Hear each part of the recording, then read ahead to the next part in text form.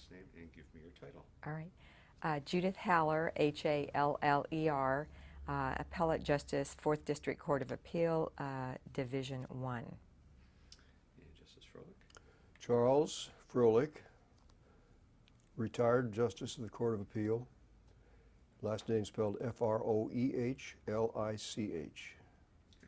And Justice Haller, we're ready to begin. All right. Good morning, Justice Froehlich. How are you? Fine, thank you. Good morning. Before we begin, I thought I would just give a real quick capsule of the fact that you were with our court for 7 years, from August of 1988 until July of 1995. You've had a very distinguished 51-year career, in which time you've been in private practice, you've been on the Superior Court, the Appellate Court, a professor at Bolt, and currently you are still actively doing mediations and arbitrations. So in the next hour or two, I hope to explore more of those things with you, but I wanted everyone to know just how long and distinguished your career has been and how you are still actively involved in the practice of law and contributing to our legal system. Well, let's see. You were born in 1958, correct? 28. 28. This is, Just what a way to little start the difference. interview. Yes, just a smidge of a difference. 1928 in San Jose, California, correct? Yes, that's right. Right. And I know that you graduated from Fullerton High School. And what took your family to Fullerton? My father was in the canning business, Hunt Foods, and he was transferred from wherever we were before to Fullerton as the superintendent of the canning factory there. Tell me a little bit about Fullerton. It must have, at that point in time, it was fairly rural, or a lot of orange groves? Yes, it was a small town, a lot of orange groves. The canning factory was, I think, the biggest business in town. It was a very nice place to grow up. All right, and then you graduate from the high school in Fullerton, and you head for Stanford. And was it your dream to go to Stanford? How'd you end up selecting Stanford and going there? No, I didn't have a dream to go any place. And in particular, my sister had gone to Stanford, and she thought that would be a good place for me, so I took her advice. All right. And you were there and graduated in 1951, and you met Millicent, your wife, there, did you not? Yes, we were in the same class. Right. Tell me a little bit about your recollections of Stanford in terms of your schooling, what you did, outside activities you may have participated in. Stanford also was smaller at that time. The ratio of men to women was about 3 to 1.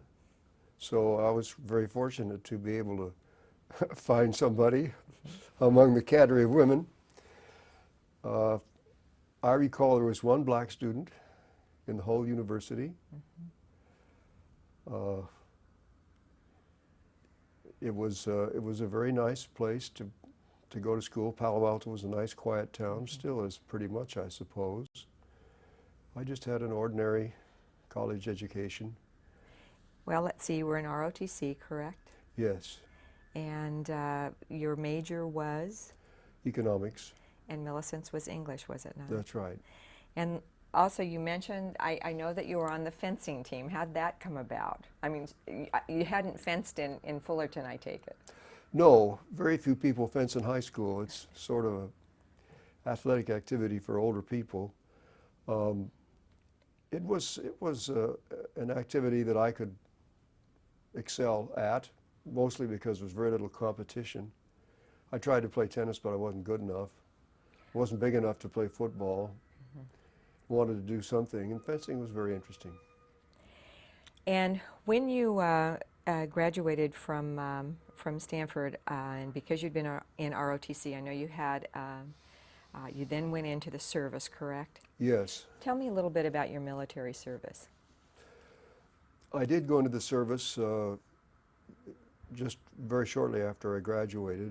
That was a time of war in Korea, and everybody my age either was worrying about being drafted, or if they were in the ROTC, they knew that their time for service was coming up. We had an obligation to serve for a couple of years if it were necessary. And of course, it was necessary at that time. Right, just because we're at sort of the height of the Korean War, are we not, 1951 to 1953? Yes. So I eventually found my way to Korea and the 7th Infantry Division, which at that time was in the middle of the campaign for Korea. And I served in the Quartermaster Company of the 7th Infantry Division. I was there for somewhat over a year. Did you see combat? No. Well, in the sense that I didn't wander around shooting a gun. I was pretty close to combat. The North Koreans didn't have much of an air force, so we weren't worried about bombing, but we got shelled once in a while with artillery. And we had to have foxholes at the ready. I had a tent with one tent mate. That's what officers were privileged to do. And we got tired of getting awakened in the middle of the night to run out into a foxhole, so we dug a big foxhole in the middle of our tent and put a radio down in the bottom of it. And when we started hearing the shells come in, we'd jump into our big foxhole. We lined it with tarpaulin, but we didn't calculate on the wet winters in Korea, and it very promptly filled up with water. One of those practical problems. And I know that you were awarded the Bronze Star while you were in the service in Korea. Yes. And that was awarded in connection with a specific event or overall service or what? Must have been overall service. There was no specific event. A Bronze Star is an award for good service. It isn't awarded to everyone, but it's awarded to many people. It's not like the Purple Heart. You don't have to be injured or wounded. And was there some life-changing event in the in your military service that impacted you in some fashion? Did you come to some sort of awareness about life in general when you were serving in the military? Yes, I suppose that military service is kind of an awakening for most people, at least young people. I had never been in the military. The only military contact I had was in the ROTC, and of course those were all college boys.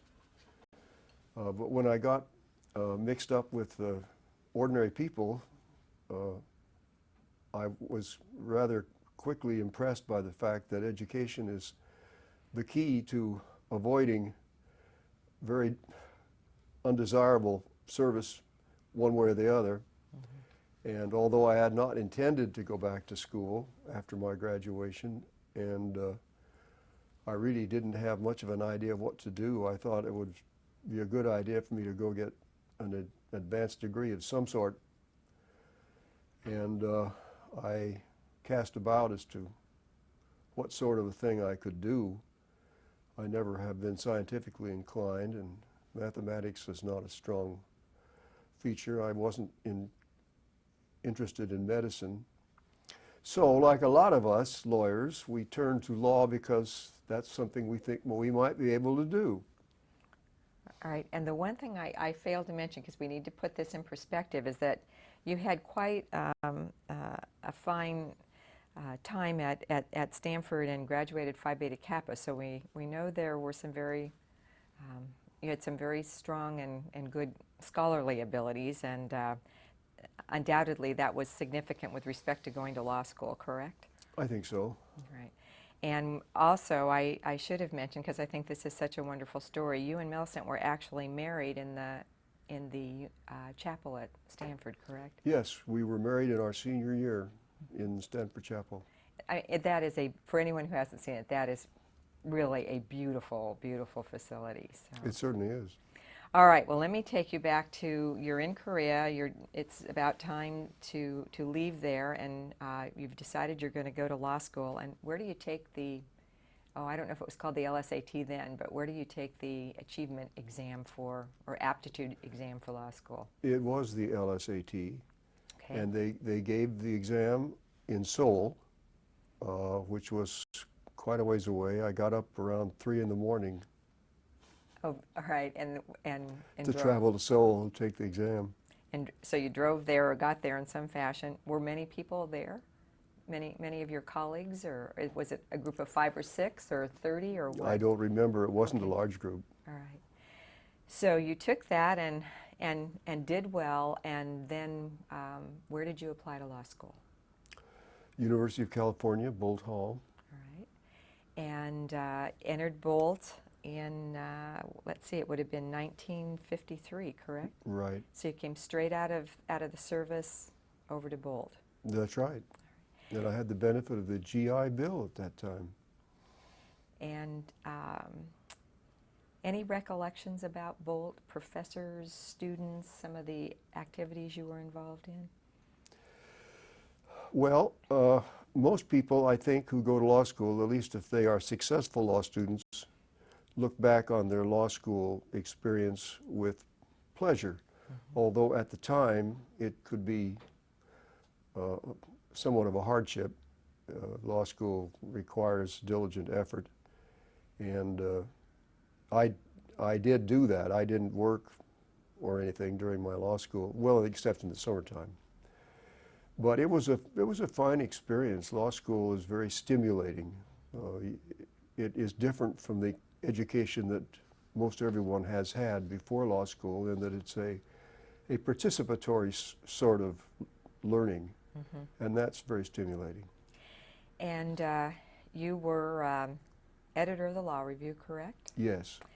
And I had a chance to look at, you were, as usual, you were very prolific in writing, and I was able to pull up some of your, the notes in your Law Review articles.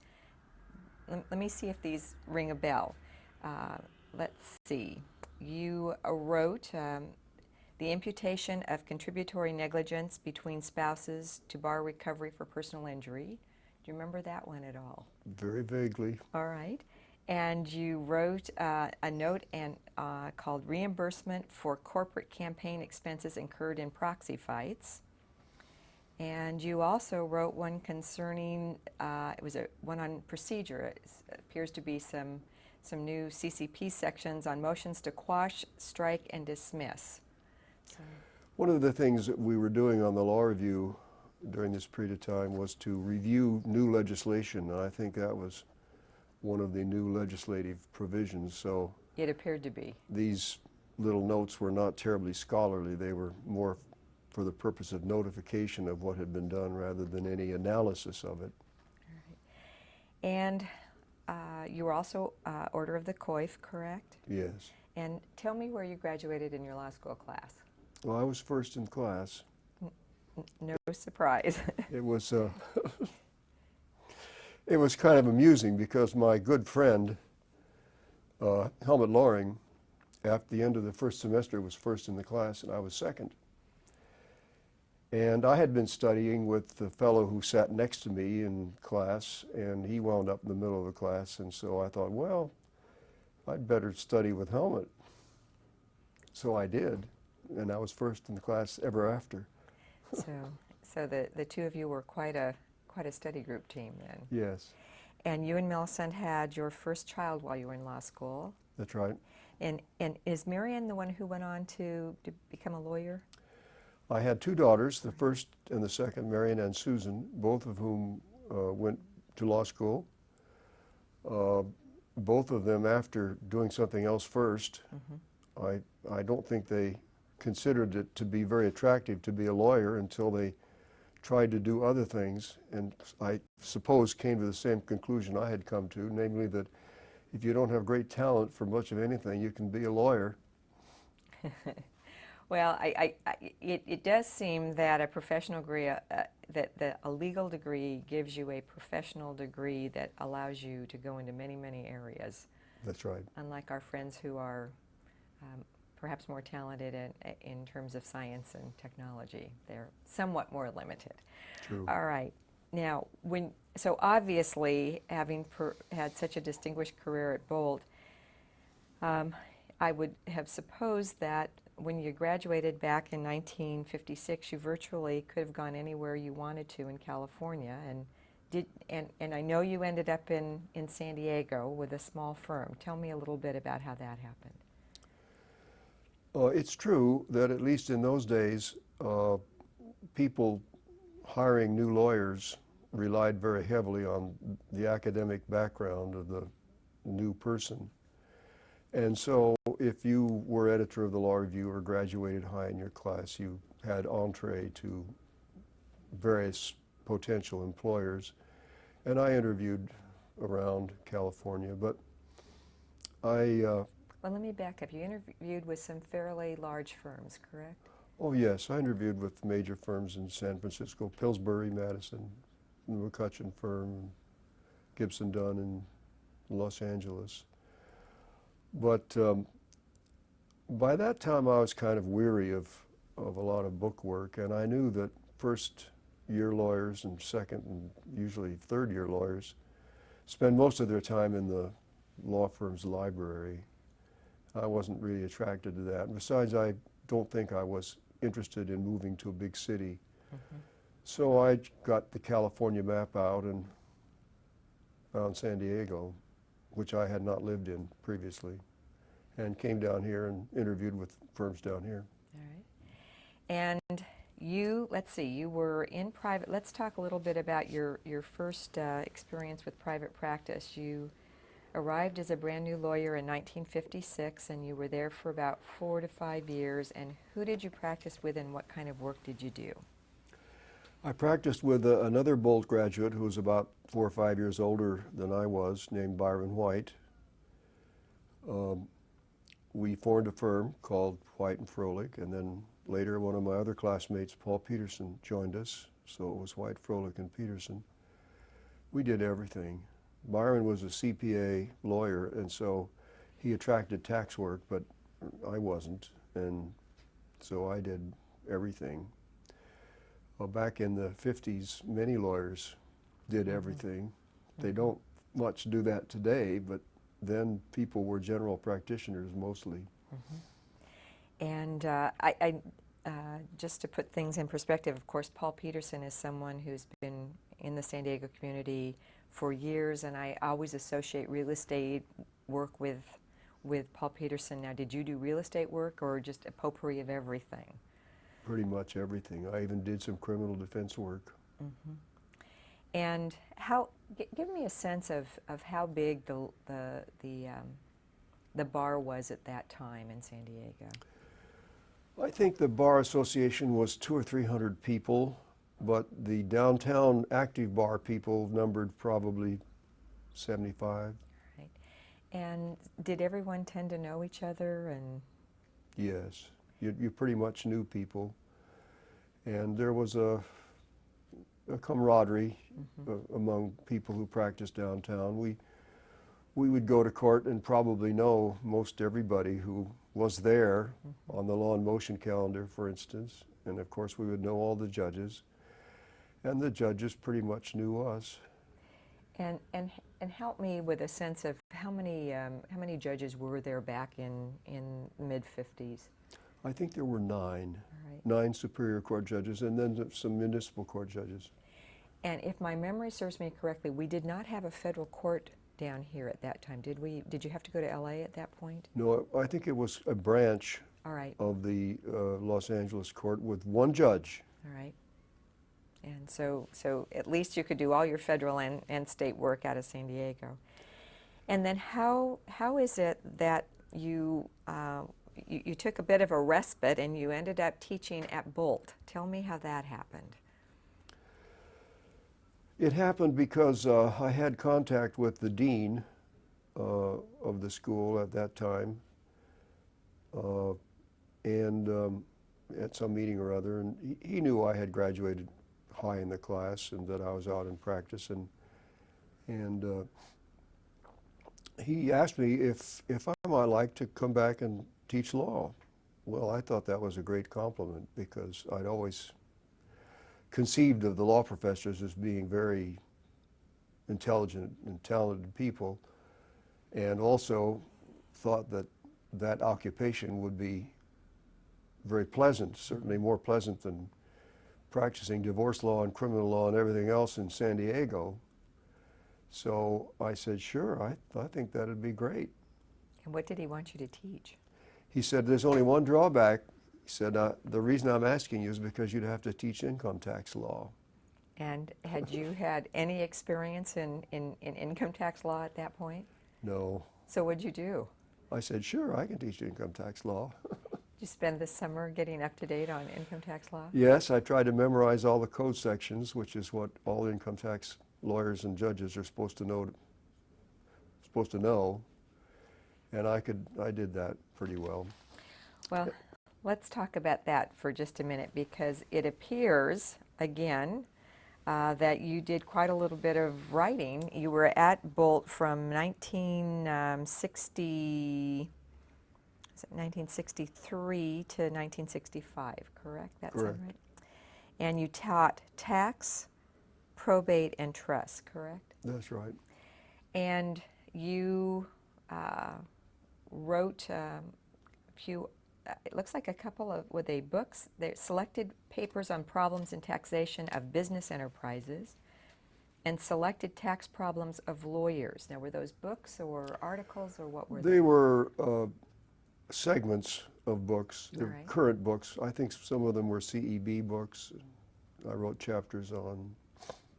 And again, so notwithstanding the fact that you had not really practiced in tax or taken many tax classes, all of a sudden by 1963, 64, and 65, you're not only teaching tax, you're writing chapters for books. That's right. You must have liked it. I did like it, yeah. All right.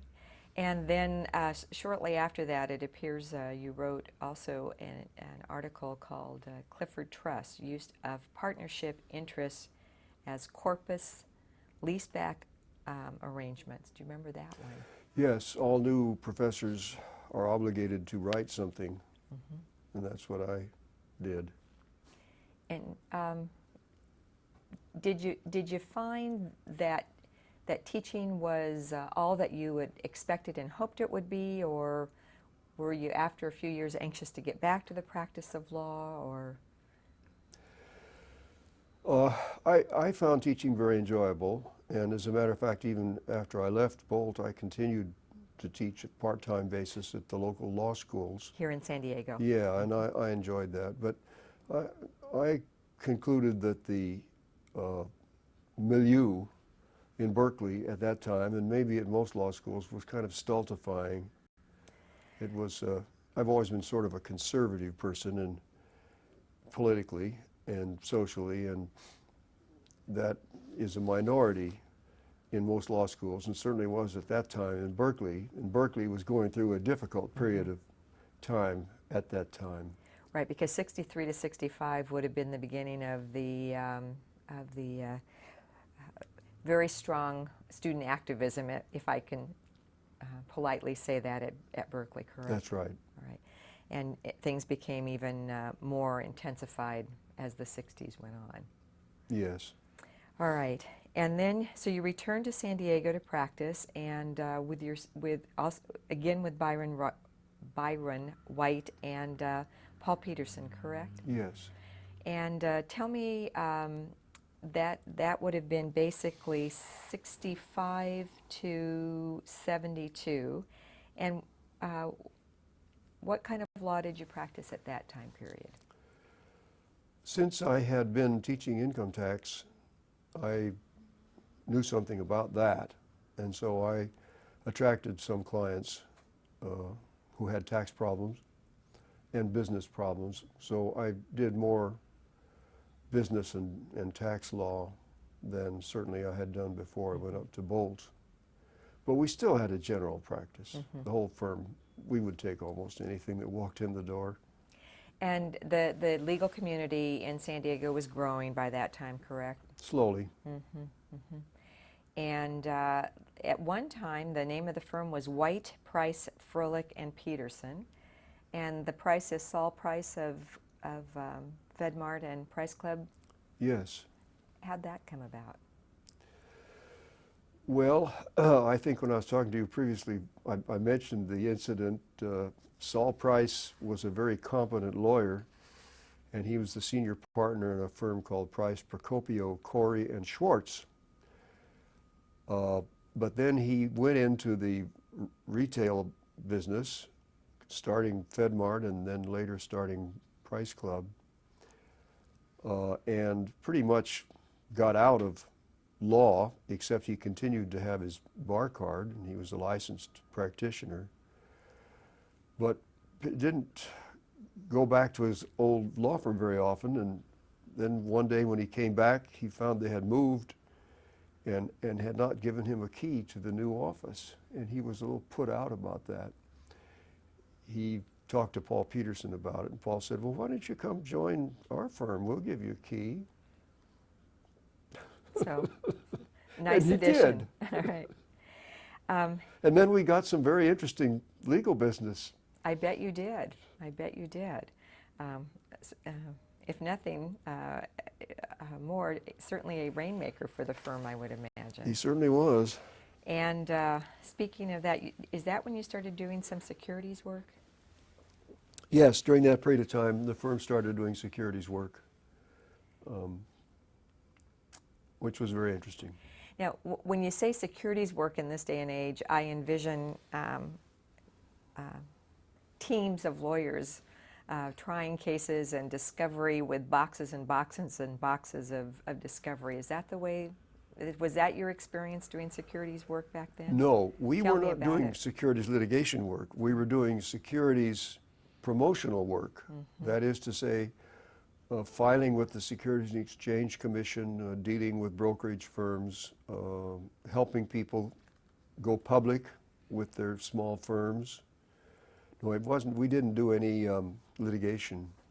But you were doing what today would be, if you were taking people public, that is certainly a highly controlled area of the law at this point in time. And That's right. And as you say, if you do that today, most people will have cadres of lawyers working on any one case. We didn't do that. We had one lawyer or two at the most. And we didn't have Xerox machines. We didn't have fax machines. Had to type everything. Can you conceive of a secretary typing long documents with 6 carbons? well, I can certainly recall, even when I started, we were just going to electric typewriters, but certainly we did not amend things and revise things in with the level of frequency that we do now. It's too easy now. Yes. And let's see, I know that you were admitted to the tax court, and was that at Bolt or while you were practicing, or? That was after I came back. And did you find the nature of this work satisfying, working directly with clients and helping them achieve whatever business objective they had? Yes. Conducting a business law practice in a small town is a satisfying experience because you wind up representing interesting people you'd like to have lunch with, that you'd like to be friends with, and you wind up handling most all their problems. We hardly ever referred anything out unless it was a criminal problem. So you took care of, so you were full service to whatever the client needed, other than perhaps criminal, or did you do family law for clients as well? Yes, one recollection I have is representing a major brokerage firm in town, and one of the senior partners needed a divorce, so I helped him get his divorce. And at this same time, I know that you were involved in bar activities. You were president of the Barristers Club, correct? I don't know if I was president or not, but I was on the board of directors. All right.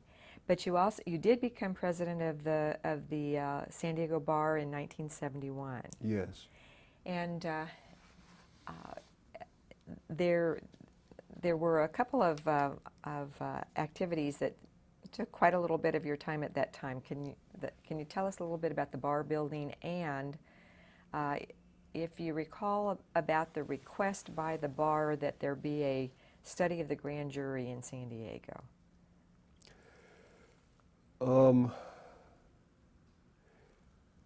I only vaguely recall the grand jury issue. The bar was small potatoes in those days financially compared to what it is now. And we didn't have much money, but we cast about for an appropriate place for the bar office, had a small building on Fifth Avenue for a while. And that was one of the things that occupied our time at the bar. And of course, we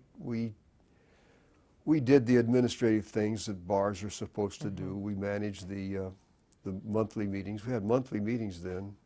The bar's so big and anonymous now that it doesn't do that much anymore, but we had monthly meetings. By monthly meetings, you mean where you invited every attorney to attend? Yes, and luncheon meetings. You come, have lunch, hear a speaker. All right. And would you have 100 people, 75? 7,500 people maybe, and we'd all walk to the meeting at the old San Diego Hotel from downtown where everybody officed. No, you couldn't do that. They office out in University City or someplace. Sure. And I'm thinking of the old San Diego Hotel, which is on Broadway, that was directly across the street from the state court and the federal court, and recently was imploded. That's right. Yeah,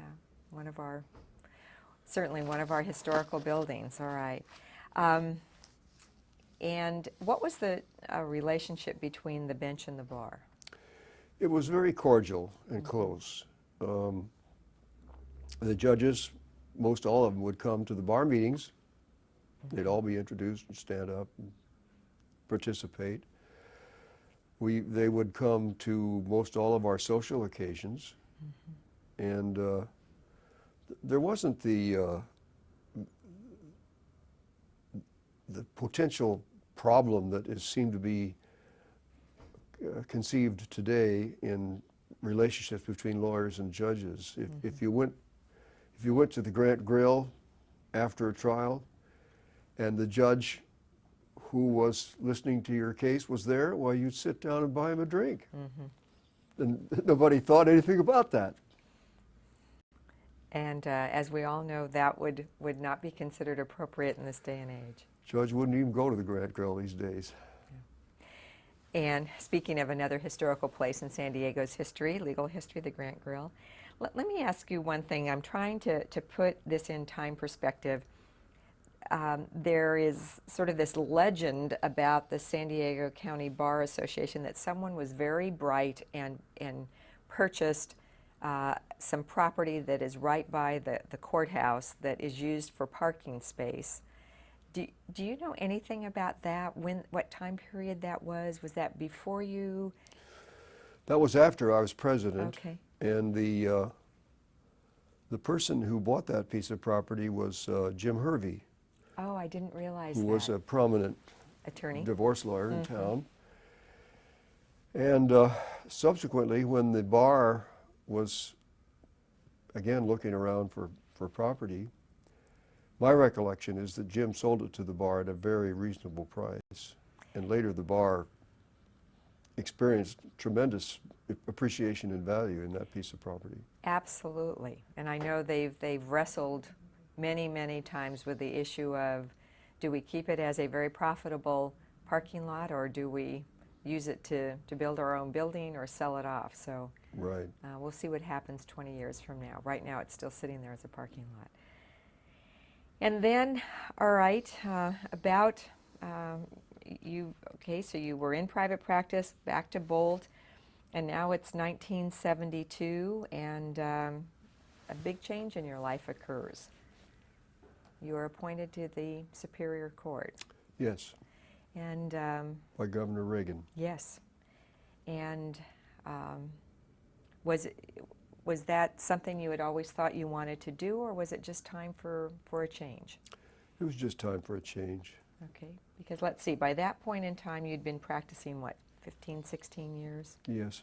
All right.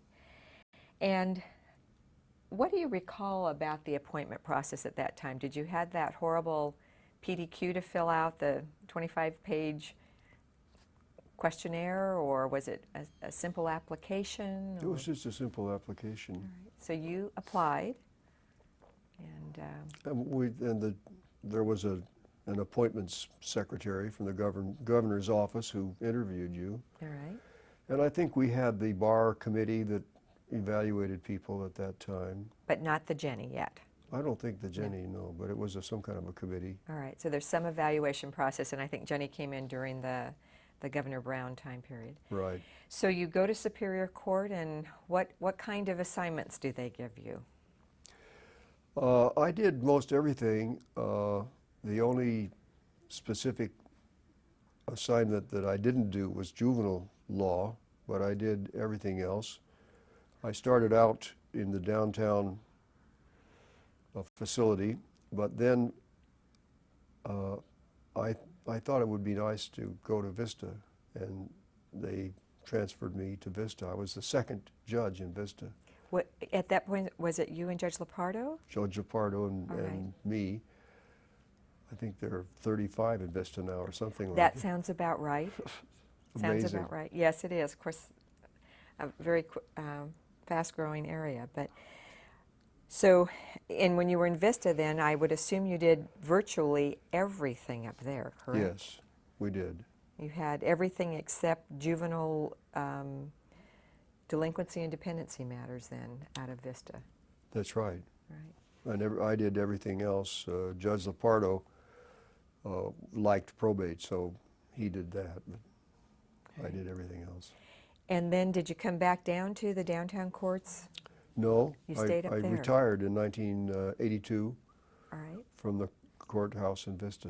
And before we get to that, was there any assignment that was a favorite of yours on the court? Yes, I liked the law and motion calendar, the civil law and motion calendar. I didn't much like the domestic law and motion calendar, but the civil law and motion calendar is very challenging and interesting activity. Because today not everybody has what I'll call an old-fashioned traditional law and motion, civil law and motion calendar. Why don't you describe what a typical day was like in a civil law and motion calendar? As you know, but maybe everybody else doesn't, the job of the civil law and motion calendar is to hear and decide small matters, procedural matters, sometimes important matters, but things that come up in preparation of a lawsuit for trial. Demurrers, motions to strike, discovery motions, summary judgment motions. These things are brought to the court on briefs, paperwork, and when the paperwork has matured and everybody has filed his or her brief, then it's presented to the judge and calendared. At that time, a law and motion judge would calendar anywhere from 20 to 30 of these motions in an afternoon. And this was a master calendar, so it was whatever was in the civil system potentially came your way, correct? Had to come my way. Okay. It was channeled that way. Mm-hmm. So I had a finger in practically every case that was active. Now that we calendared 20 or 30 in an afternoon doesn't mean that we necessarily heard that many, because a lot of them would fall out or get Mm-hmm. resolved or negotiated or something. But we would hear a good number in the afternoon. Sometimes it would run rather late. Mm-hmm. Did you have anyone assisting you, or were you doing all the research and workup? We had one a lawyer assisting us, one full-time assistant lawyer working the cases up. The lawyer would provide a summary of the paperwork and usually a suggestion as to how he thinks it might be resolved. Mm-hmm. Mm-hmm. And I know that during this time period you were assigned, at least temporarily, to our court, correct? To the Court of Appeal. Yes, I spent, well, I don't remember whether it was a month or 2 months up here. And you wrote some published cases during that time period. I think so. And then oh, I know, I wanted to ask you, do you have any recollection of, you and I talked about a criminal case that you had that found its way to the Court of Appeal and then back to you on a sentencing issue? Oh, yes. Well, that came up in our discussion when we were lamenting the fact that there's too much formality and too much detail these days. And when I was involved in sentencing someone, I got caught up in this problem of having to recite for the record certain things. I don't remember exactly what it was. The crime, which as to which trial I had been the trial judge, was a very serious, severe crime. It was a gang attack and rape on a family who was vacationing in Vacation Village. So when the time for sentencing came, I sentenced the ringleader of this group to as much time in prison as I could. And of course the case was appealed, and the appellate court sent it back saying I hadn't intoned the correct verbal formula, and I was sort of irritated by that. And written by someone who became a later colleague of yours, correct? Written by Justice Weiner, I believe. So when this felon came back to the bench to be sentenced, I went through the formula. And then I said, for the record, and for the benefit of the appellate court, who may be reviewing this matter again, I want to emphasize that this defendant, this criminal, is one of the worst kinds of people that you will ever run across. He is a worthless piece of humanity. He will be no good to anyone ever, and he should not ever be released to society. And the reason I'm saying this is to impress the Court of Appeal with the fact that whatever I can do or say to keep him in prison, I want to do. And when it came back, that opinion was published by the Court of Appeal, and my statement was included in the case. Now, I haven't checked that published opinion, but I have a feeling that what you recited is pretty close to what it probably said on the transcript, correct? I think so, yeah. Yes. All right. Now, you were on our Superior Court for 10 years, 1972 to 1982. Did you enjoy that time? Yes, All right. certainly did. I got bored at the end, that's why I retired, but I enjoyed it. And the boredom related to the fact that things became repetitious, or? Yes. Mm-hmm. Yes. Having recited the same jury instructions hundreds of times, it becomes boring. So it was time for you to move on. Exactly. All right. And what'd you do?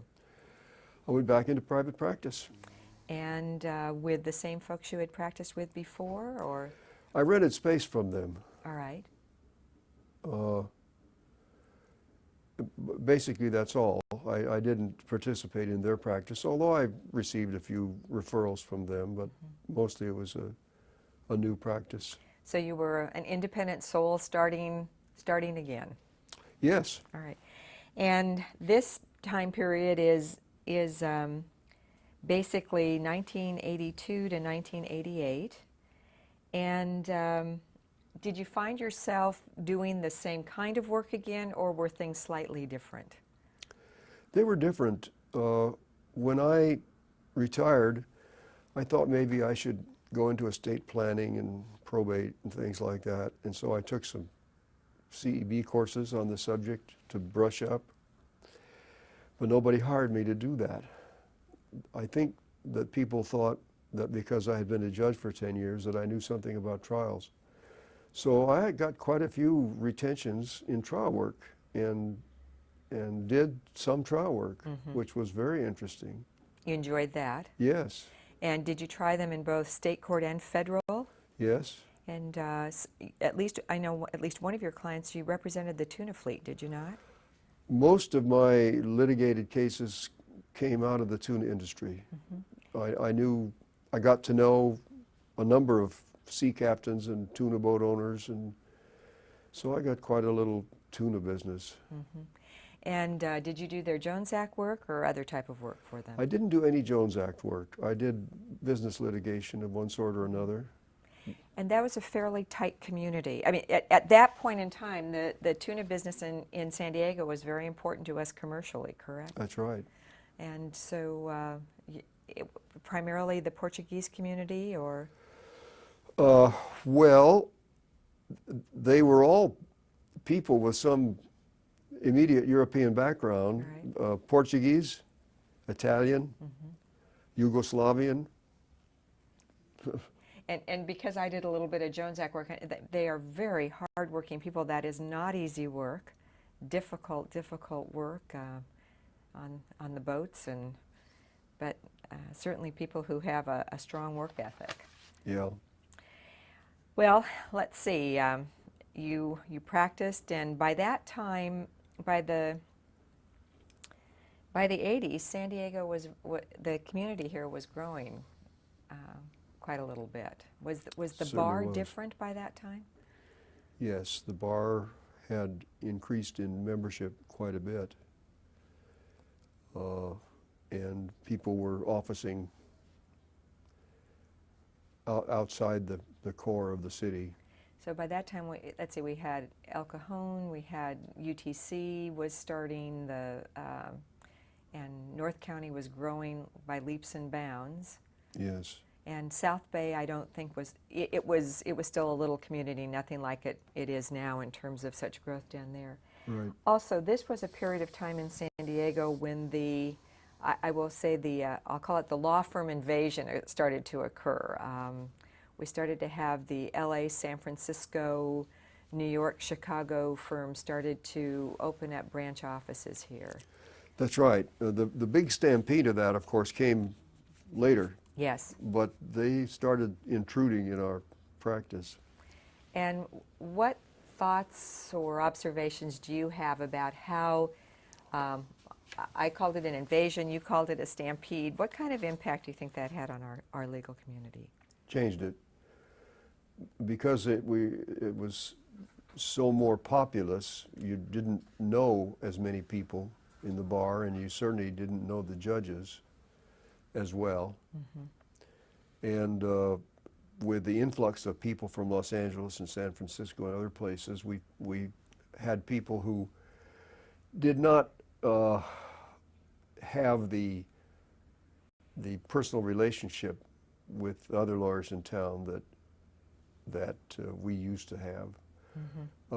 Let me give you an example of that. When I was practicing in the late 60s, I represented somebody in litigation, and Howard Turntine was the lawyer on the other side. I'm sure you know Howard Turntine. Of course, you became on our federal court for many years. Yeah. And there was a pleading that I prepared for my client, and I filed it. And Howard, I don't remember exactly what it was, but Howard called me up. He said, "Charles, you didn't do such and so in your pleading, and you're going to lose this case if you don't correct that." Now, what lawyer would do that today? Probably no one. And I have heard those kinds of stories. I've even heard stories during that time period of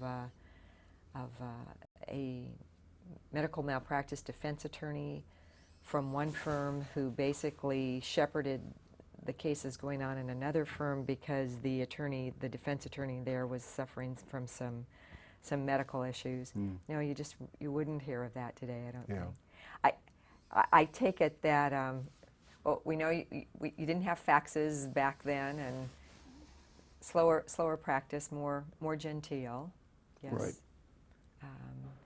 And people kind of looked out for each other. They did. Not to say that that people weren't competitive, because clearly they were, but... Oh, yes, they certainly were. Now, I know that San Diego has always prided itself that the way in which we practice law here is different than San Francisco or LA, and that we are more civil. Do you think that was true back then, and is it true now? I think it was true back then. I'm not sure whether it's true now or not. I remember the the judge in San Diego who had a sign. Maybe it wasn't exactly this, but I think the sign said, "I don't give a damn how you do it in Los Angeles." Or maybe it just said, "I don't care what you do in Los Angeles." Well, But no, the message was there. Understood, understood.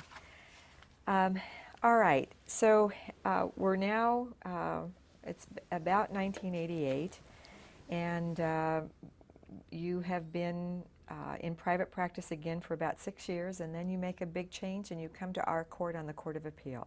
Yes. And what precipitated that? Was it just time to move? Did you apply? Did somebody approach you? How did that come about? I applied, and I think after my tour on the Superior Court, and after my 1-month stay visiting the Appellate Court, I thought that that was probably the best legal job that there was. And many would agree with you. Yeah. So one of the reasons I retired from the Superior Court and didn't try to get on the Appellate Court at that time was that there was a Democratic governor who never would have appointed me. But All right, then, so that was Jerry Brown. that was in. Jerry Brown. All But right. then at this later period of time, Governor Deukmejian was governor.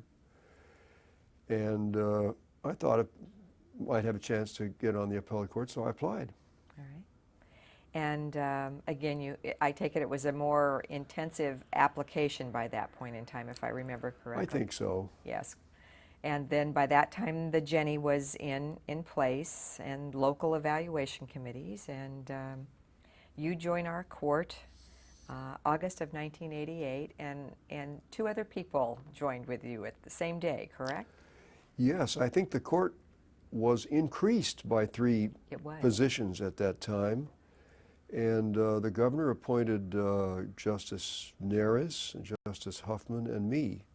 And how did, since you were all confirmed on the same day, how did they decide seniority?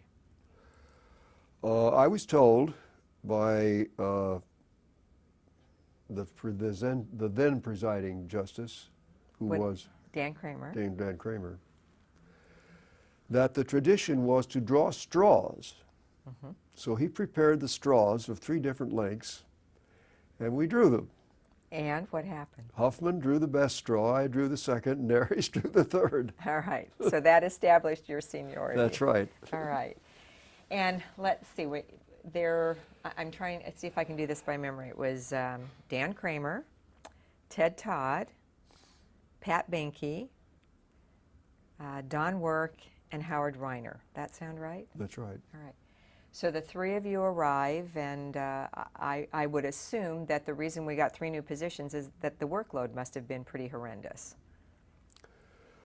I would assume so. I don't remember that it was a horrendous workload.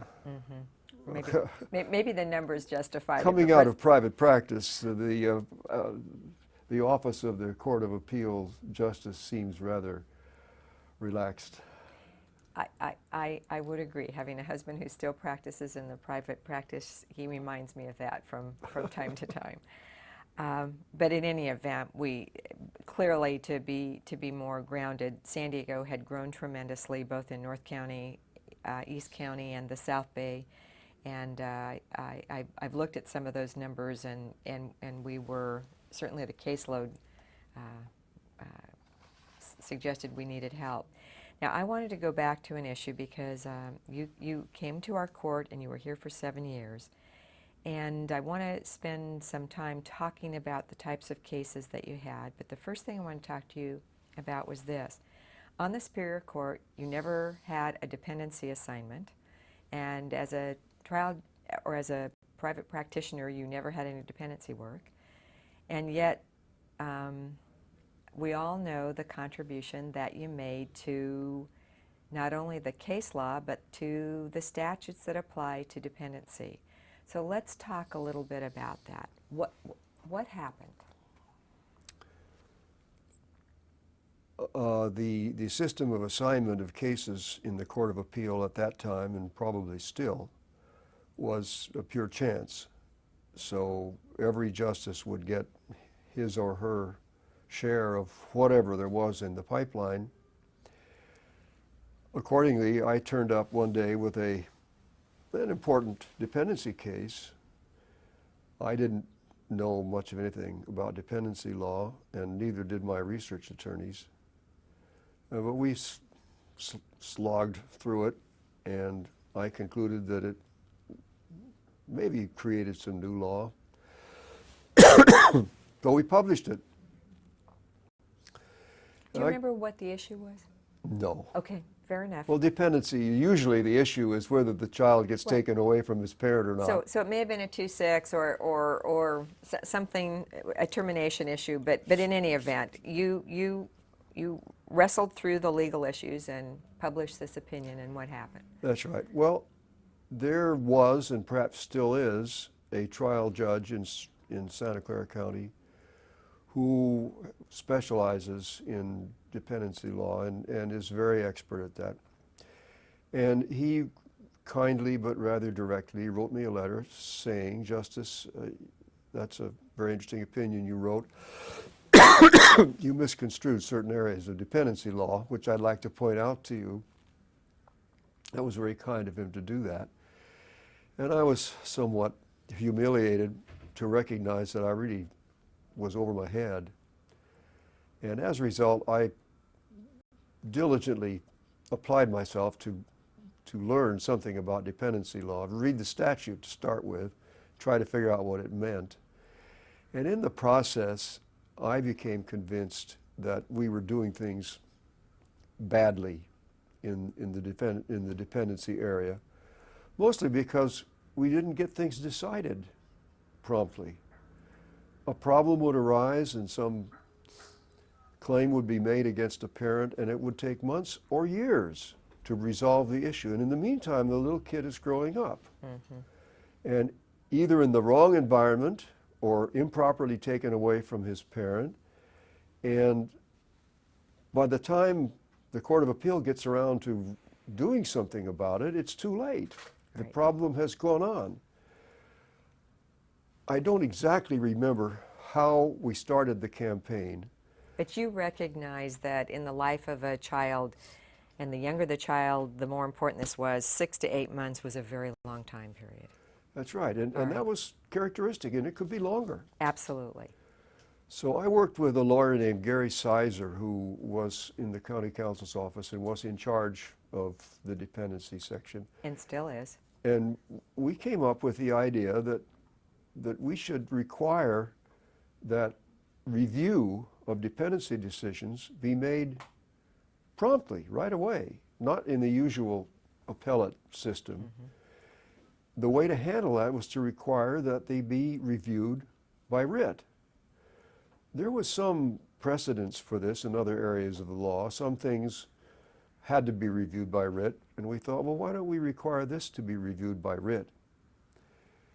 And so we got together and crafted a proposed piece of legislation that would do just that.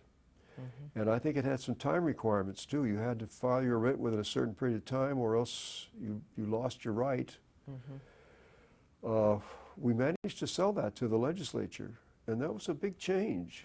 And you testified, did you? Yes, I went up to Sacramento and testified before the subcommittee that was working on that. I don't recall that we had any great opposition. Did you attempt to find someone in the legislature from San Diego who would support this, or? I think we did, yes. All right. Yeah, we got somebody. I now don't recall who it was. Mm-hmm. He's not there any longer. I think we got somebody to sponsor the bill. And when you say we, this is you and Gary Sizer? Yes. All right. And in listening to you talk about the fact that after you received the letter from the Superior Court judge and you started really concentrating, it sounds a little bit like the summer you spent concentrating on tax law at Bolt. You just put your heart and soul into it and learned what you needed to learn, and then started this campaign to get the law changed, correct? Yes. And when we did get the law changed, then all of a sudden we had this big flow of writs coming in. The judges. Well, let me back up just a smidge. How did the local dependency bar respond to the idea that suddenly they were going to have to be bringing writs as opposed to appeals. Were they enthusiastic, or did you have to do a little sales job?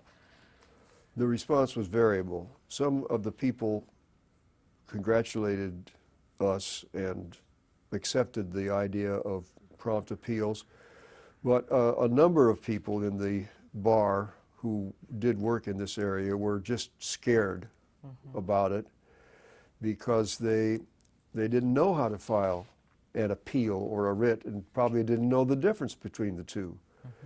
So I embarked upon an educational campaign. We held 2 or 3 meetings with the bar, trying to explain to them what this new system was. Everybody knew that ordinarily writs are not granted. They're usually denied, not because you decide whether they're proper or not. You just decide that you can avoid determining. Sure, it can be taken care of later. It can be done later. But that's not what we wanted. In the statute, it said that we won't deny the writ based upon procedural grounds. We'll resolve these writs, and we'll do it quickly. So I tried to convince these people of that. I said, we're not going to turn down your writ just because you don't know how to file a writ. Tell us what happened. Give us the record of what happened in the trial court below, and we don't care if you don't know how to do this. We'll handle it. I even said, buy some red binders, which you need to file a writ, and a stapling machine, and take your Superior Court paper and staple it with a red binder, and we'll read it. And we did. And we did. Let me stop you right here and change. Okay. Justice Froehlich, let me ask a few more questions about the juvenile dependency. So you convinced the legislature, you ultimately convinced the attorneys that this was the right way to go and not be afraid of it, and then what, the writs started to pour in? Yes. How did your colleagues respond to this? Were they behind this to begin with? Yes, they were. They were, particularly since they had the impression that if problems came up, they could shunt them off to me to solve one way or the other. Right. And did it turn out that they were shunted off to you, or what happened? Yes, that's how it turned out. As I think I mentioned previously, the assignment of cases in this court has always been on a random basis. But with this new procedure of multiple writs coming in every month, the court got together and decided that we should assign somebody to handle these writs, which of course we did for all writ work. We had a rotating panel of writ people, but they decided we should just have one person handle these writs, because that way we would get some uniformity in the decisions. And of course, so they assigned me to do that. And so I had a period of, I don't know whether it was 6 months or a year, but a long period of time when I handled numerous dependency cases. And as a result, I became something of an expert in the field, which, as you suggested earlier, was somewhat ironic because I really didn't have any background in it at all.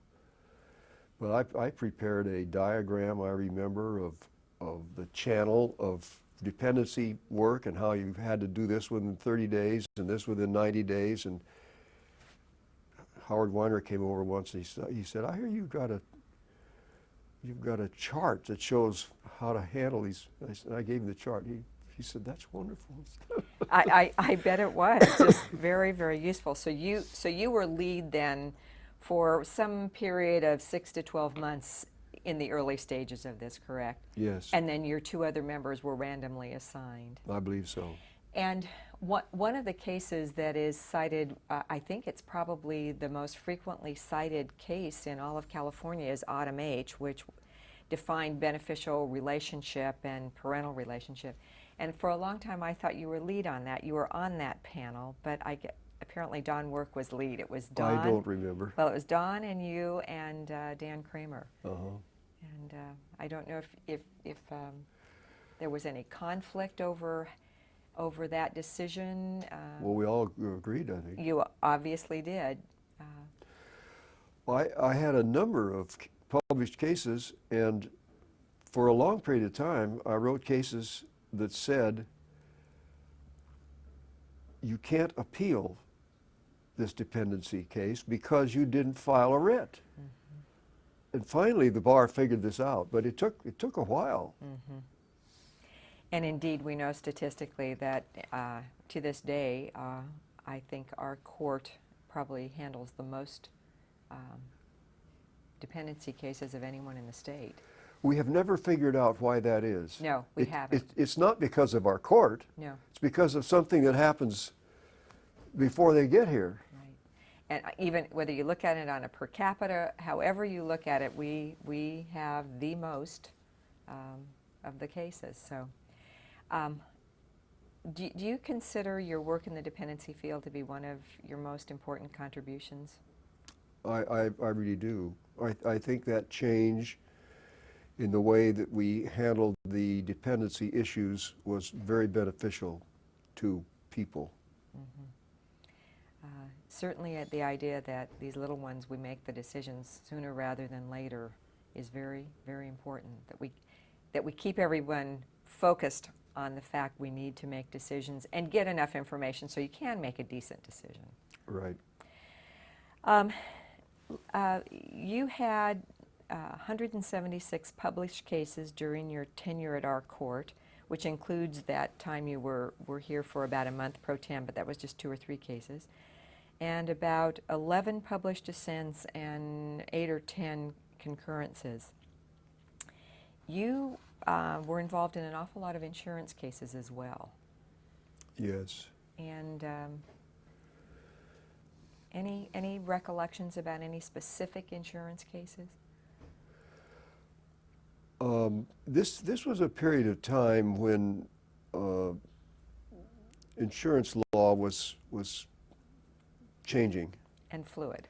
and fluid. We 3 new Republican members of the bench were not as favorable toward expanding the potential liability of insurance companies, and were not so ready to find bad faith and punitive damages. And so in general, during this period of time, it was a restriction or a constriction of the area of potential damage liability of insurance companies. And I participated in that along with other people. Well, you had, let's see, when you came, Ted Todd had worked, had done insurance coverage work when he was practicing, so he certainly had a strong background in that. And then I think sort of 2 things were happening during this time period. You had the issue of what rules were going to apply to interpret insurance policies, and some up to that time had used, let's treat them as what they are, they're contracts, and apply contract law, and others had a different way of looking at contract, or looking at insurance, how you interpreted an insurance company or insurance policy. Yeah, they labeled insurance companies as fiduciaries, And which we decided at some point that they were not. right, the Supreme Court agreed. Yes. And during this time period, you wrote many cases about the fact that you look at an insurance contract in the same way you do any other contract, and you apply the rules that apply to other contracts in terms of interpreting what a policy means. That's right. Justice Staniforth, one of our predecessors, had the view that if you could figure out a way to construe an insurance policy against the insurance company, you would do it. We decided that was not really quite appropriate. And again, the Supreme Court, at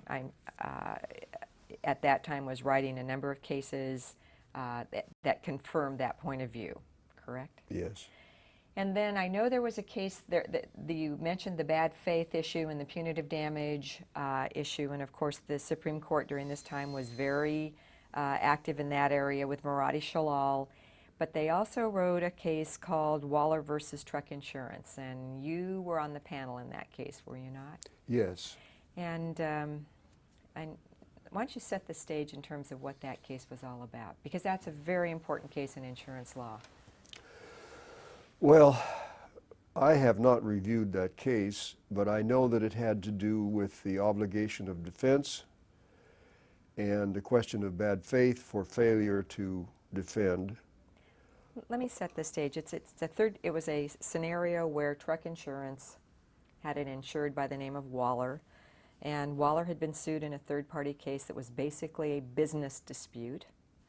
And there were allegations in that third-party complaint that as a result of economic damages supposedly caused by Waller, the third-party plaintiff had suffered emotional distress. That's right. You're very much on top of that case. Only because I looked at it again yesterday.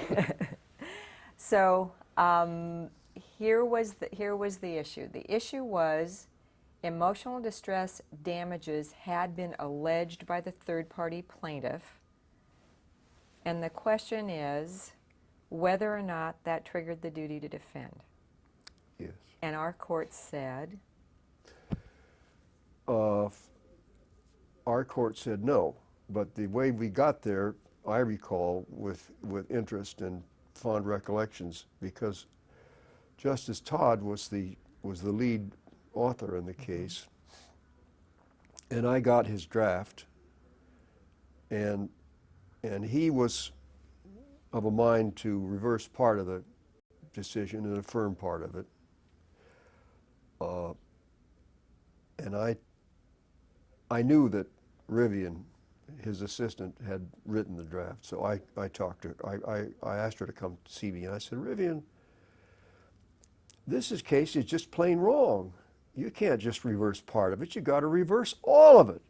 because the other issues were waiver and Yes, detrimental a reliance. bunch of other issues, yeah. And whether or not you have bad faith, if there was never a duty to defend and no coverage, can you still have a bad faith action? Exactly. Okay. And Rivian said, well, she said, I've done the best I can with this case. You tell me what you think should be done. And I said, okay. So I just rewrote the whole case the way I wanted it to be. Sent it back to Justice Todd, and he came in, he says, Charles, I think that you're right. You know how Ted is. I think you're right. Let's publish it. He signed it, and we published it. All right.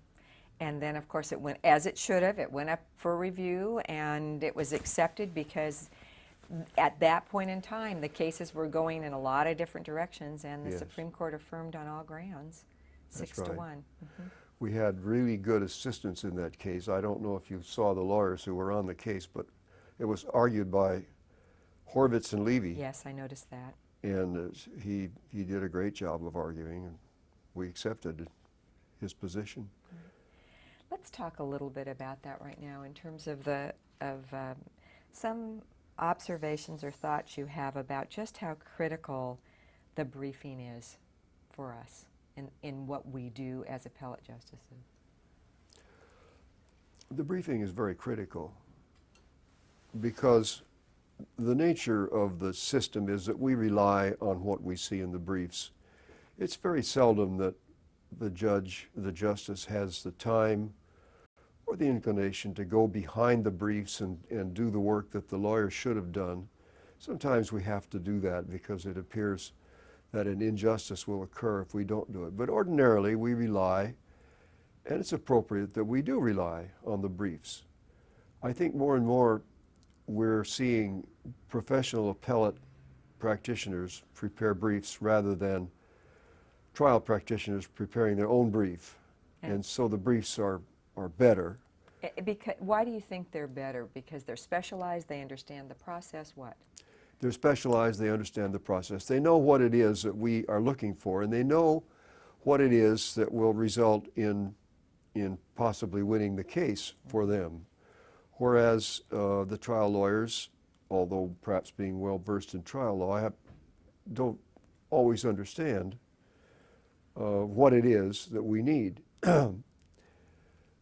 So yes, we rely very heavily on the briefs. Now, whenever you go to a seminar on appellate practice, people will be asking, well, how important is the oral argument? And of course, old-time lawyers think that oral argument is the greatest thing in the world, and that they can sway You know, they're all Clarence Darrow type people. They can sway people with their oral argument. It's very seldom, in my opinion, that things get changed in oral argument. Some appellate justices really like oral argument because it's their only chance to mingle with the bar, and they use it as an opportunity to harass lawyers and give them a bad time, but that doesn't help us much when that happens. There is occasion, however, when you do have a difficult issue, as in the Waller case, in which the appellate argument can be very instructive. And Helps so to refine, helps to refine, clarify. yeah. And that's particularly true if, in fact, someone on the panel has a bona fide question that he doesn't or she doesn't know the answer to, and thinks that maybe he can get that answer from the lawyer, and sometimes we do. Did you ever have the experience of a case where the written work just didn't help you get to where you wanted to understand the case, and suddenly at oral argument, because the attorney may have been a better oral advocate than a person who was able to write, that suddenly the light went on and you'd say to yourself, oh, now I finally get what you want to do? I really can't recall that, but I certainly can recall situations in which the light went on because of the opposing counsel who said to the court, panel members, my opposing counsel says this, but you got to understand the following that you didn't really understand. So it's seldom that an incompetent lawyer improves his position with oral argument, but a competent lawyer certainly can devastate the other party in oral argument. Also, I recall when I was brand new on the court and we had a case and you were on the panel, and it was a new issue. There was no law. It was the question of whether what was going to be the level of proof that was required in a family law matter. And I remember it was written to say A, and after oral argument, we all looked at each other and said, whoops, should be the other way, and we rewrote it. And you probably don't remember that, and I don't remember the name, other than I remember it because I think it was the first month or two I was on the bench. That happens occasionally. Usually, though, that happens because somebody on the panel has picked out deficiency in the brief. I think that's a fair observation as well. Yeah. Right. Now, any other cases that you recall during your time period that stand out or that you wanted to comment on? Well, I'm always amused, and I occasionally review and reread my dissent in one of your cases. Oh, you're talking about the knife case? The knife case. Yes, I think it was a concurrence because you agreed in the judgment. Yes, why don't you tell that story? Oh, It was a question of how do you measure 5 inches, correct? yeah, it was a question of how you determine whether the knife that the child had violated the law that said you cannot bring to school a knife longer than such and such. And there was a question about, and the trial court, she was a very competent trial judge, I thought, had decided one way. I don't really remember what it was, but the appellate court reversed.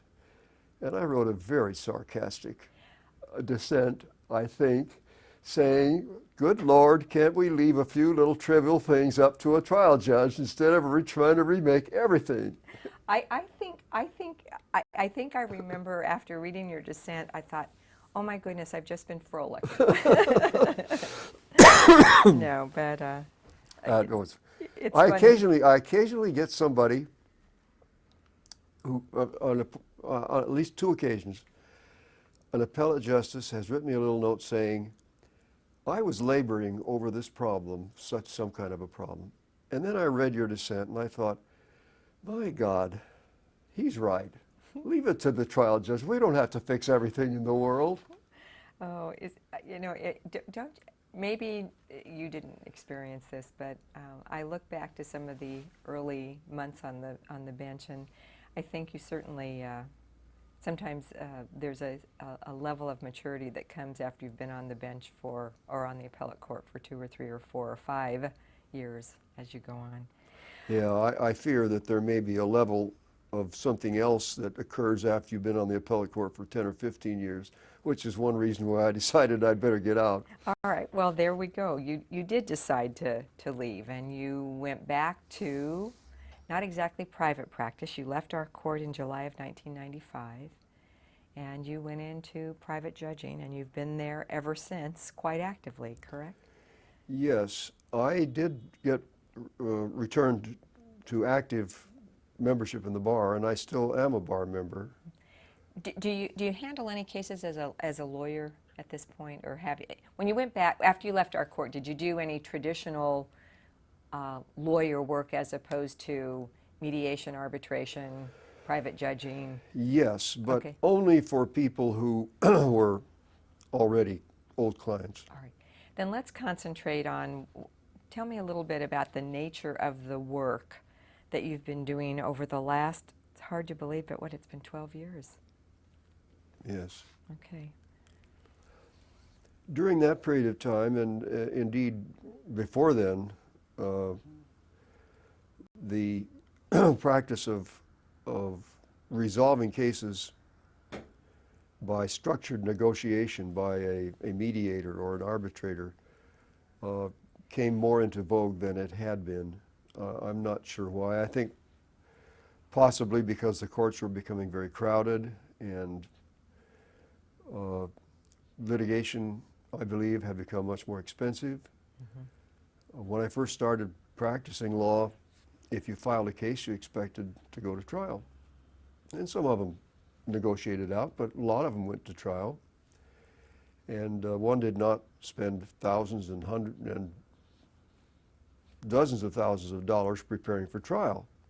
You did an investigation, you figured out what the case was about. Sometimes, first time you heard from the witness's mouth what he or she thought was at the time of trial. Well, that's passé. You can't do that anymore. That's if you got to prepare diligently and use up a lot of paper and time, and so things have become very expensive. And as a result, in the 80s and 90s, and now especially, it's very prudent for lawyers and their clients to find some way to resolve a dispute without going to trial. And the way that you do it is either through mediation or arbitration. And there's some problem about people resolving cases by direct negotiation. It just doesn't seem to work as often as it should. Whereas if they have an intermediary, either in the sense of arbitration or mediation, it's more successful. And if I understand correctly from some articles that I have read, you prefer the arbitration process over the mediation process, correct? In my participation in it, I'm happier to be a participant as an arbitrator than a mediator. And why is that? Well, I think I'm better as an arbitrator. Mediation does not necessarily involve resolving the law one way or the other. It's more a psychological process. You hunt and search for the key to getting these people to get rid of their case, and it doesn't necessarily hinge upon their legal rights. Oftentimes it's something else. And it takes a person with particular talent to do that. Some people do it much more effectively than others. And although I have been successful in mediations, and I still do mediations, I find it terribly difficult work, very time-consuming, very tiring. It's very emotionally draining sometimes. Exactly.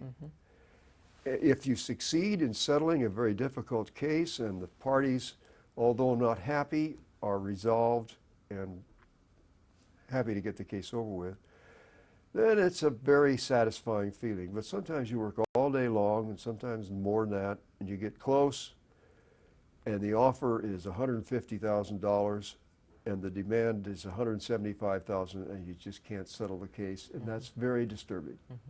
I've heard some mediators say that they're really more, they're relieved when they come in with a great difference than a small difference, because sometimes it's harder to resolve the small differences than the huge differences. Sometimes. On the arbitrations, do you think that arbitration is faster or less expensive than going to trial, or is it turning into just a different form of trial work that's expensive and long and difficult? It unfortunately is not always faster, and unfortunately not always less expensive. For instance, I'm currently arbitrating or preparing to arbitrate a number of cases, and a couple of them involve a 3-judge panel, which will take anywhere from 2 weeks to 5 weeks to arbitrate. Each of those judges charges average perhaps of $400 an hour. Typical day is 7 or 8 hours. Right, and it's intensive, 7 or 8 hours. Well, that's right, but the Yes. cost is what I'm talking about. Understood, I understand. The cost is $3,000 a day per arbitrator. That's roughly $10,000 a day. It's a lot. It's a lot of money. Times 15 days is a lot of money. Yes. So you start this arbitration, and all of a sudden the American Arbitration Association sends you a letter and says you need to deposit $75,000. Well, That if can it's take your breath away. if it's a case that involves $10 million, I suppose that's all right, because the lawyer is charging that much himself. But the original concept of arbitration was to get rid of these little cases where the cement contractor poured a bad slab and the homeowner wants it repoured, and you should do that in 3 hours without any preparation. Unfortunately, that's gone by the by. On the other hand, there are still some significant advantages to arbitration. First of all, you get to select the arbitrator, and that's a major advantage for some people, because if you go to the Superior Court, you're going to usually take pot luck, and you may find somebody that just is not appropriate for your issue. Sure, if you have a tax issue, it's nice to have someone with a tax background. Yes. And second is you will go to the arbitration hearing when it was set, and you won't wait around for an hour while the arbitrator sentences some people to prison. And it's flexible in the sense that if you have difficulties with a witness, you can set up the testimony when the witness is in Hong Kong if you want, if the arbitrator allows it to be done. So it's a much more flexible proceeding, but it's not necessarily quicker, and it's not necessarily cheaper. I know certainly we've had so many judicial decisions regarding the issue of can you force someone to arbitration and the enforceability of an arbitration contract. I've heard it said that some business attorneys have some reluctance to arbitration, or not as enthusiastic as they used to be because of some of the issues you're talking about. It's not necessarily less expensive, and it's not necessarily faster. You still have the same discovery. But they worry about the fact that there is no right of appeal, or it's not, there's no right, but it's so limited in terms of correcting what everyone might agree was clear legal error. Any thoughts on that issue? You're correct. There is no effective appellate right. The only grounds for appeal, there are only about 2 of them. Right. One, that the arbitrator did not disclose a bias or a previous relationship with some of the parties. And the second one, unfortunately, is that the arbitrator didn't hear all the evidence. And the discouraging result of that is that, unlike in the superior courts, you just can't turn off people. If a lawyer wants to examine a witness for 3 days when he should have done it in 2 hours, he gets to do it. Because arbitrators are very reluctant to say, I've heard enough, I don't want to hear any more. You just can't do that. And that extends the arbitration proceeding. But that is a great advantage and also a disadvantage of arbitration. Many people say, look, if we've got a good judge or a good arbitrator, we want to get this over with. That's why we went to arbitration. We don't want to go through another 5 years of appellate process. We want to get it done. Now, some of us arbitrators, including some of the people I work with, like Howard Weiner and Ted Todd and Jerry Lewis. Right, and the irony, of course, let me just make sure everyone understands, those were all your colleagues on our court at one time. That's right. Okay. We have proposed from time to time to people that they include an appellate provision in the arbitration. And some people have done that, but very few. The trouble with arbitration clauses is that usually it's the last thing the lawyers think about in the contract.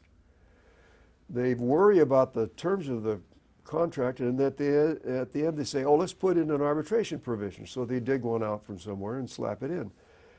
If you're really worried about the appellate process, you can say that there is a right of appeal from the arbitrator's decision. Then, of course, you have to figure out how you do that. Right, and there is at least one case out there that says that those are not enforceable because you don't have the statutory right. But in any event, That's because you cannot vest jurisdiction in the court to do it. understood. But you can create an appellate arbitration panel, and that's perfectly logical. All right, so Except it costs a lot more money. all right. Now, while we're on the appellate issue, I know that one other thing you're doing in your private capacity is assisting lawyers who are writing appellate briefs, and tell me a little bit more about that. Yes, I do that, and I like to do that, and the lawyers find that very helpful. What do you do? It depends on the stage of the proceeding at which I am employed, but the most common situation is in the middle of a briefing. The lawyer will send me like the opening brief and his draft response and part of the record of the case, and ask me to critique it, to tell him what I think. And he always wants me to tell him in written form in detail, or even to make suggestions as to how to rewrite it. I'm sure that's helpful, and I've been told it's very helpful. But it's clear to me that there's another very logical reason for doing this. In every case, somebody's going to lose. And it's very helpful when you're talking to your client after you've lost a case to pull out the letter from this old retired justice who said, you've got a good brief, you've done this best you can. Yes, understood. I hadn't thought about that part. That's interesting. Do you think that in your experience in doing this, is it a scenario where you have predicted what the Court of Appeal is going to do, or simply identified problems, or a combination of both, or what?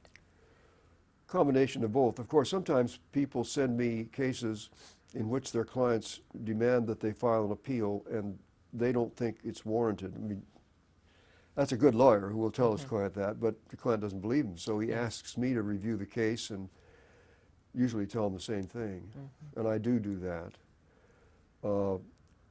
We have had in this alternative dispute resolution arena a number of cases over the last few years, and these are big cases, important cases, where the lawyers have finished their briefs and they want to practice their oral argument.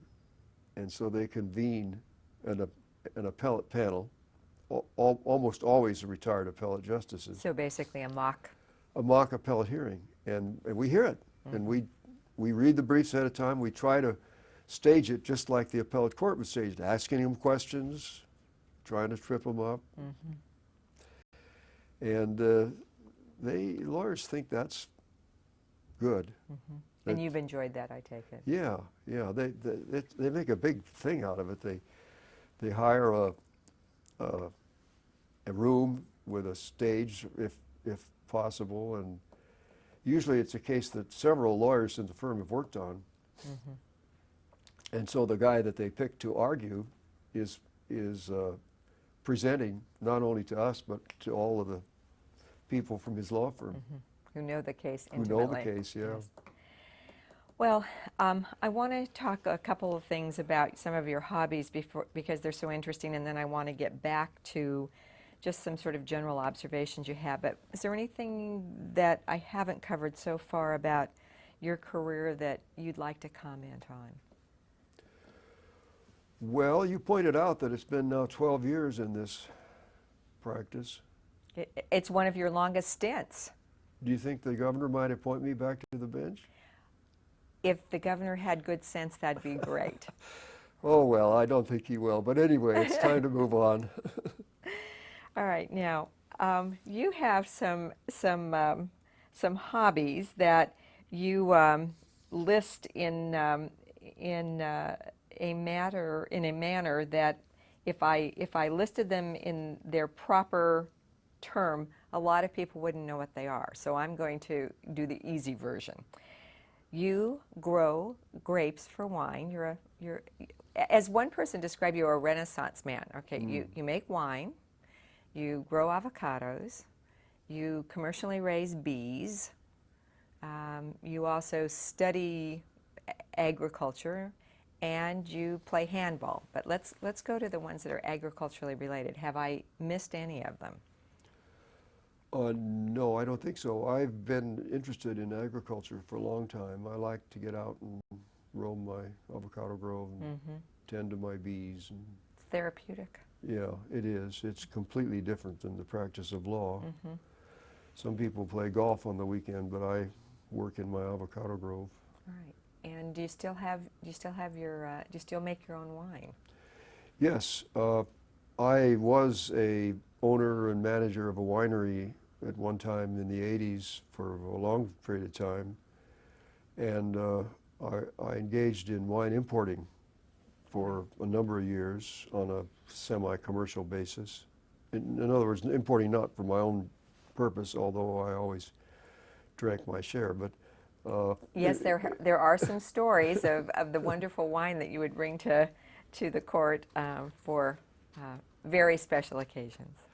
But anyway, I curtailed all that business, and so now I just have my own little home vineyard, which is a small vineyard. It's about 40 vines, and I make my own wine out of it. And it rivals any California wine, correct? well, it's just like cooking. Sometimes it turns out like you hoped, and sometimes it doesn't. And the discouraging thing about that is that it's awfully hard to throw away wine once you've made it.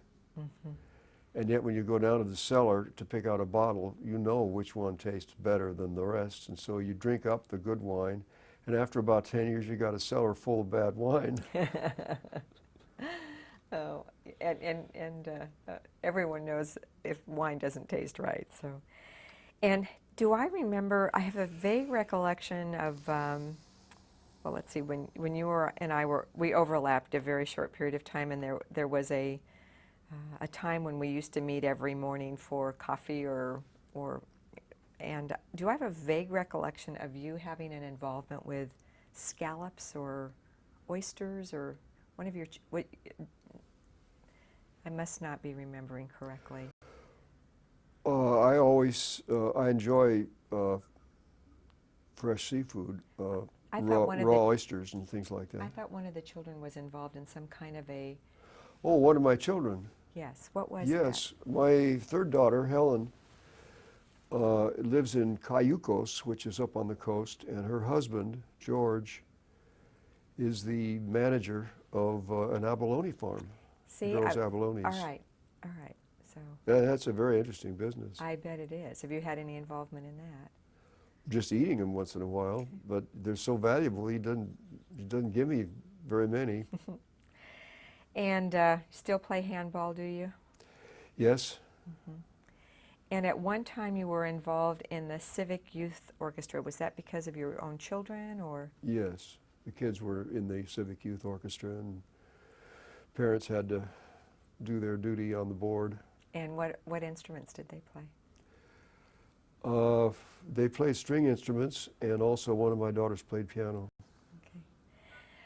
Well, let me take you back to just sort of generally. Do you have any advice for young attorneys? Would you recommend someone going into the legal field at this point? Yes, certainly.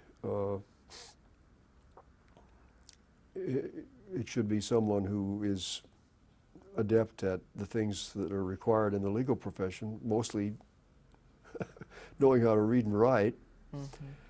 Uh, my daughters, as we mentioned, were initially interested mostly in music.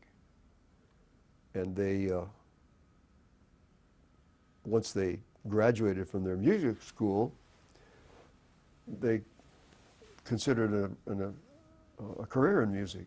And we quickly concluded that in the sphere of music, maybe 10% or less of the people who would like to be professional musicians wind up making a living at it. In the law, I would say 80% or more of people with a legal education who would like to make a living can do it. So it's a much more successful occupation. I'm always amused at my second daughter, who decided that music was not the best thing for her, and she wanted to do something part-time. I said, well, why don't you go to shorthand school and learn how to take shorthand? You can make some money at that for a year or two. She did, and she was very good at it. But after about a year of doing that, she concluded that most of the lawyers who were appearing before her seemed less competent than she herself was. And so she went to law school. and did well, I know. Do you think the legal profession is headed in the right direction? Life and society are different now than they were when you were born, or even when I was born, and there are many new and different developments. Do you think the legal profession is keeping up with the needs of and demands of the society? Do you have any thoughts or observations about that? I don't think we are. What should we be doing?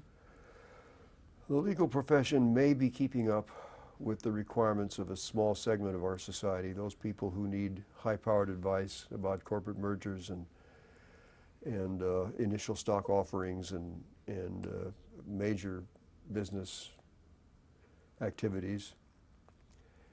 And it's possible, I don't know the answer, it's possible that the people in the field of criminal law are doing their job. But in terms of the rest of societal activities,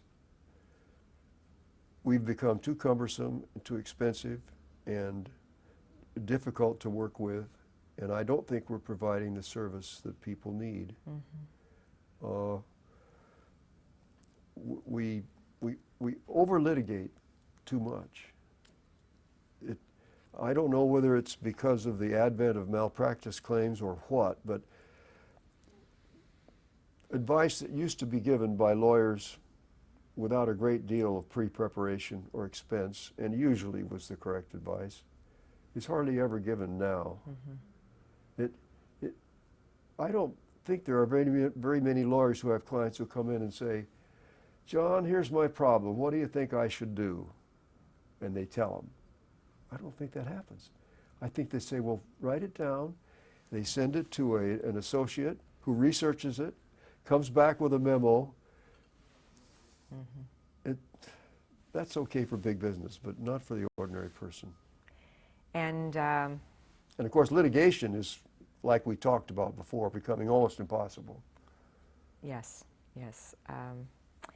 If you had the authority and ability to change things, do you have any suggestions of what we ought to be doing? Well, what Howard Turntine did on the federal court was a step in the right direction. You remember when he said you can issue 20 special interrogatories and that's all? I didn't realize he was the one behind that. He was.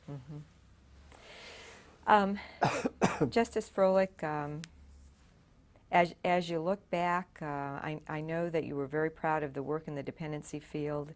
Any other matters that you're particularly proud of?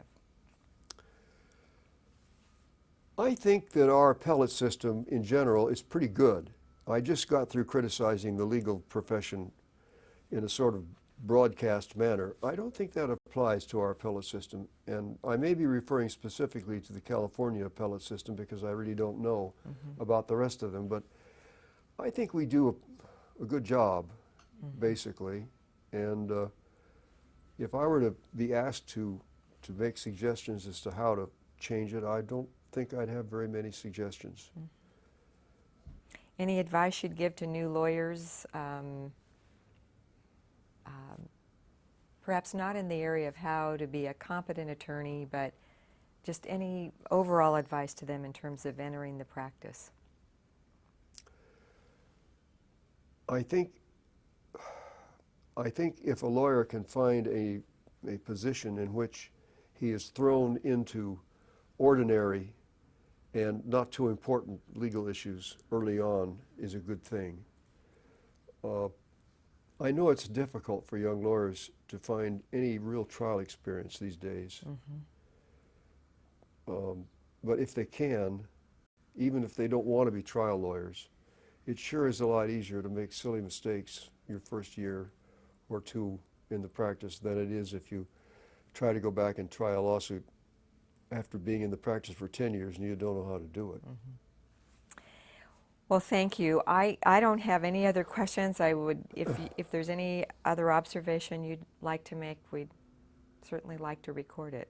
And I appreciate you doing this. Well, it's been a pleasure to talk to you, and I'm very appreciative of taking so much time out of your day for this. Not at all. All right. Okay.